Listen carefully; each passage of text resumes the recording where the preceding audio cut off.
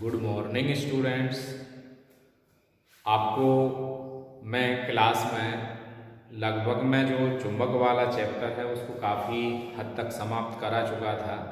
एक हमारा एक टॉपिक बचा हुआ है जिसमें आज हम विद्युत मोटर को पढ़ेंगे और इसको आपको कॉपी में नोट भी करना है और वीडियो को 2-3 बार देख करके उसको क्लियर भी करना है ताकि आपको पेपर में लिखने में सरलता हो।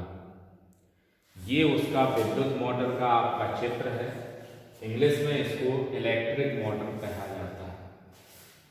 तो विद्युत मोटर का कार्य क्या है? सबसे पहले विद्युत मोटर करती किस प्रकार है? तो विद्युत मोटर का कार्य ये है को वो विद्युत ऊर्जा को यांत्रिक ऊर्जा में बदलती है। जैसे आपकी चक्की है, चक्की आपकी कार करती है, आपके पंखे हैं वो भी चलते हैं, तो ये यांत्रिक। जैसे ही आप उसमें विद्युत धारा प्रवाहित कराएंगे तो वह यांत्रिक ऊर्जा में कन्वर्ट हो जाती है। इसके सिद्धांत को सबसे पहले समझते हैं। विद्युत मोटर वह शक्ति है जिसके द्वारा विद्युत ऊर्जा को यांत्रिक ऊर्जा में बदला जाता है।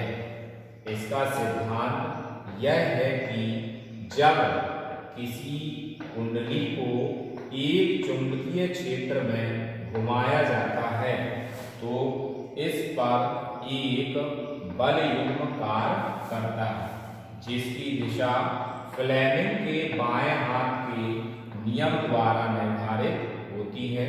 यह बल युग्म कुंडली को चुंबकीय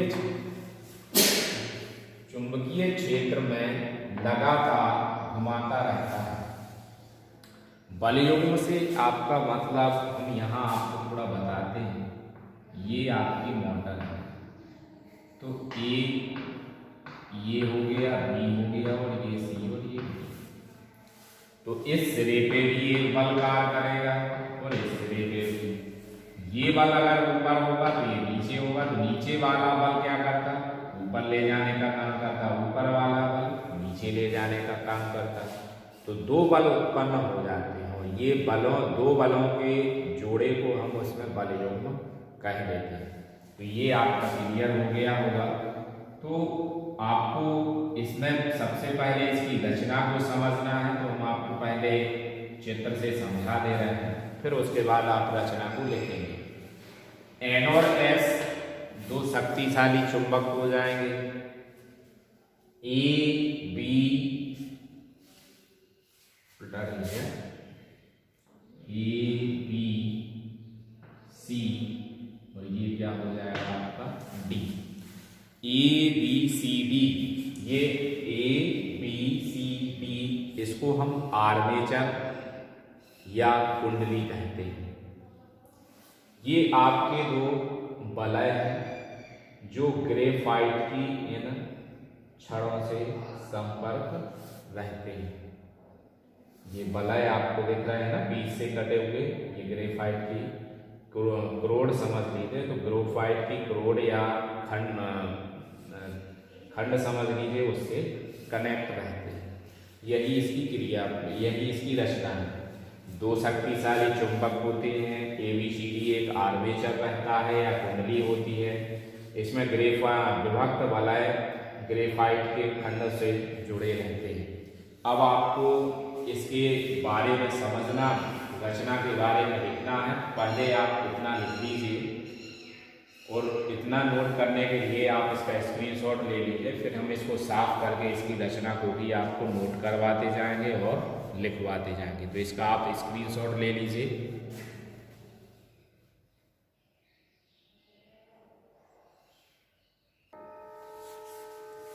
इसके आगे के रचना के पार्ट, सबसे पहला आता है क्षेत्र चुंबक। क्षेत्र चुंबक आप ये देखिए एन और एस। तो यह एक प्रबल स्थायी अथवा विद्युत चुंबक NS होता है जिसके उत्तरी तथा दक्षिणी ध्रुव खंड क्रमशः N व S हैं। इसका दूसरा पार्ट आता है armature A B C D। Armature यह अनेक फेरों वाली, तो कुंडली देखिए आप, जैसे ये आपका एक कच्चे लोहे की क्रोड हो गई। अब इस पे हम क्या करेंगे, तांबे के पृथक्कृत तार को लपेट दिया जाता है। जब आप तार को कंटिन्यू लपेट देंगे तो इसमें एक जो वायर रहता है ये बाहर ऐसे निकल आता है, तो यहाँ से ऐसे निकाल दिया जाता है। इस स्थिति में ये दो वायर आपके बैटरी या लाइट से टच कर दिए जाते हैं। तो जैसे ही इसमें वैद्युत धारा प्रवाहित होती है, तो जब आप वैद्युत धारा प्रवाहित कराएंगे तो इसके चारों ओर प्रबल चुंबकीय क्षेत्र उत्पन्न होता है। अब इसी को अगर हम चुंबकीय क्षेत्र में रखते हैं और धारा प्रवाहित कराएं तो इसके कारण एक अतिरिक्त बल भी उत्पन्न होता है, जिसके कारण कुंडली क्या होती है, एक प्रबल चुंबकीय क्षेत्र में जब यार कुंडली को रख देते हैं तो वो तीव्र गति से घूमना प्रारंभ कर देती है। तो इसको देखिए, कुंडली को पहले भी आप समझ चुके हैं कैसे बनाई जाती है। यह अनेक फेरों वाली एक आयताकार कुंडली ABCD होती है, जो नर्म लोहे की क्रोड पर तांबे के पृथक्कृत तार को लपेटकर बनाई जाती है। यह कुंडली चुंबक के ध्रुव खंडों के बीच घूमने के लिए स्वतंत्र होती है। तो इसको भी आप स्क्रीनशॉट ले लीजिए, इसका अगला पार्ट हम लिख रहे हैं, स्क्रीनशॉट ले लीजिए आप लोग, ले लिया ना, क्लियर। आगे देखिए इसको थर्ड पॉइंट, विभक्त वलय या बुरुस, स्प्लाइट, रिंग्स एंड ब्रोशेस। ये आपके विभक्त वलय हैं और ये आपके बुरुस है। तो ये विभक्त वलय आपको ध्यान रखना है, पीतल के छल्ले होते हैं। जैसे ये पूरा रिंग हो गया, पीतल का छल्ला हो गया, इसको कट कर दिया, दो भाग हो गए और दोनों भागों को ऐसे लगा दिया और इनको संपर्क किससे कर दिया, ग्रेफाइट के ब्रश से कर दिया। ग्रेफाइट के पॉइंट लगा करके उसको ब्रश कह दिया तो उससे लग जाते हैं आपके। अब इसको देखिए लिखित रूप में क्या है, विभक्त वलय पीतल का एक छल्ला होता है जो दो बराबर भागों में विभाजित होता है। ये दोनों भाग एक दूसरे से अलग अलग रहते हैं तथा आर्मेचर की कुंडली का एक सिरा एक भाग से तथा दूसरा सिरा दूसरे भाग से जुड़ा रहता है। ये देखिए, एक सिरा ये और एक सिरा दूसरे से जुड़ा हुआ है।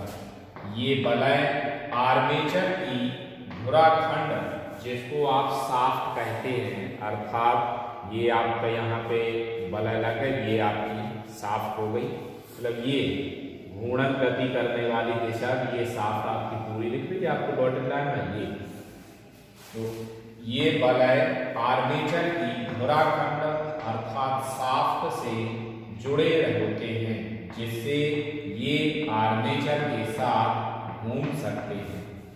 विभक्त वलय ग्रेफाइट के, देखो ये ग्रेफाइट के दो खंडों को स्पर्श करते हैं, देखिए ये स्पर्श कर रहे हैं, तो इन खंडों को बुरुश कहते हैं। इन बुरुशों का संबंध दो संयोजक पेंचों से होता है तथा इससे बैटरी और एक कुंजी को अलग अलग, एक कुंजी को इनसे जोड़ दिया जाता है। तो ये बैटरी है, बैटरी से यहाँ धारा जाएगी, ये कुंजी है, कुंजी को आप बंद कर खोल देंगे तो धारा नहीं बहेगी, बंद कर देंगे तो धारा प्रवाहित होने लगती है। अब इसके बाद हम देखेंगे इसकी क्रिया विधि, तो आप इसका भी स्क्रीनशॉट ले लीजिए और हम इसकी क्रिया विधि भी आपको नोट डाउन करा देते हैं।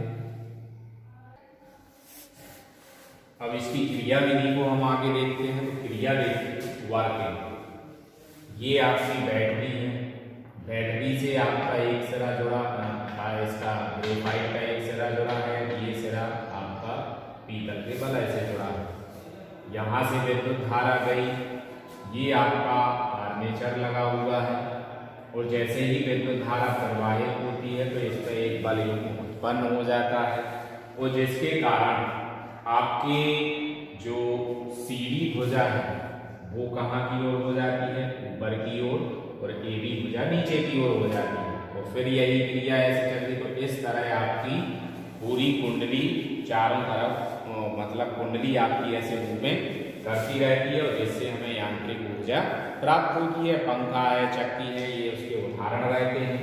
देखिए इसकी क्रिया, जब बैटरी से कुंडली में धारा प्रवाहित की जाती है एवं कुंडली की भुजा ED व BC चुंबकीय क्षेत्र के समांतर है, इन पर कोई चुंबकीय बल कार्य नहीं करता। मतलब अभी इस स्थिति में आपकी कुंडली रखी है तो जो चुंबकीय क्षेत्र की दिशा होगी वो इसकी दिशा की कैसे होगी, समांतर होगी। तो उस स्थिति में कोई बल कार्य नहीं करता है। फ्लेमिंग के बाएं हाथ के नियम से कुंडली की भुजा AB पर चुंबकीय बल नीचे की ओर तथा भुजा CD पर चुंबकीय बल ऊपर की ओर कार्य करता है। अब यही आपकी ऐसी स्थिति ये है। अब इसको आप ऐसे कर दो, ठीक है।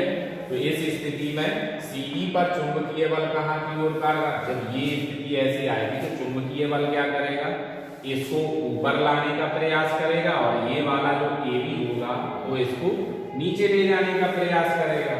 तो चुंबकीय बल AB चुंबकीय बल नीचे की ओर तथा भुजा CD पर चुंबकीय बल नीचे की ओर कार्य करता है। ये दोनों बल बराबर व विपरीत हैं, अतः ये एक बल युग्म बनाते हैं जो कुंडली को वामावर्त घुमाता है। जब कुंडली घूमकर अपनी प्रारंभिक स्थिति के लंबवत हो जाती है तो बल युग्म समाप्त हो जाता है। जड़त्व के कारण कुंडली उसी दिशा में कुछ और घूम जाती है और यह क्रिया उसमें निरंतर चलती रहती है, जिससे कुंडली घूमती रहती है और हमें कार्य प्राप्त होता रहता है यांत्रिक ऊर्जा के रूप में। तो इसके उदाहरण हम आपको कई बार बता चुके हैं। पंखा है, आपके वॉशिंग मशीन है, आटा चक्की है, ये सब इस पे कार्य करते हैं। एक बार मैं थोड़ा जल्दी रिपीट कर रहा हूँ। विद्युत मोटर एक वह यंत्र है जिसकी सहायता से हम विद्युत ऊर्जा को यांत्रिक ऊर्जा में बदलते हैं। अब यह एक सिद्धांत पर कार्य करती है और यह सिद्धांत आपका क्या कहलाता है, जो चुंबकीय क्षेत्र में इसको कुंडली को घुमाने का कार्य करता है और इस पर एक बल युग्म लगता है जो आपका एक सिरे को नीचे, दूसरे सिरे को ऊपर और दूसरे सिरे को फिर ऊपर और एक सिरे को नीचे, इस तरह ये स्थिति चलती रहती है। तो ये तो आपकी कुंडली हो गया, उसका सिद्धांत हो गया। इसके बाद इसकी रचना आती है। तो सबसे पहले आता है विद्युत शक्तिशाली चुंबक। तो N और S दो शक्तिशाली चुंबक होते हैं जिनके मध्य कुंडली को रखा जाता है और ABCD ये फिर आपका आर्मेचर आ जाता है। आर्मेचर के शाफ्ट से दो पीतल के वलय जुड़े रहते हैं और इन पीतल के वलयों का अलग अलग खंड आपके ग्रेफाइट के खंड से जुड़े रहते हैं, जिसको आप ब्रश कहते हैं। जैसे ही यहाँ से विद्युत धारा प्रवाहित होती है तो जब AB और CD इस स्थिति में रहते हैं तो इनके चुंबकीय बल आपका इसके समांतर होता है, तो कोई कार्य नहीं होता है। लेकिन जैसे ही इसमें विद्युत धारा प्रवाहित की जाती है तो कुंडली इस तरह घूमना प्रारंभ कर देती है और AB के बल की दिशा ऊपर की ओर, CD के बल की दिशा, AB के बल की दिशा नीचे की ओर, CD के बल की दिशा ऊपर की ओर होती है, जिसके कारण कुंडली निरंतर घूमती रहती है और हमें यह विद्युत ऊर्जा यांत्रिक ऊर्जा के रूप में प्राप्त होती है। तो आपसे हम आशा करते हैं कि आप लोग इस वीडियो को देख करके इसको कॉपी में नोट करेंगे और इस पार्ट का भी आप स्क्रीनशॉट एक बार ले लीजिए। वो अगर आपको कोई प्रॉब्लम्स होती है तो आप उसका कमेंट्स कर सकते हैं कि मुझे यहाँ प्रॉब्लम है, मैं उसको क्लियर कर दूंगा। थैंक यू, धन्यवाद।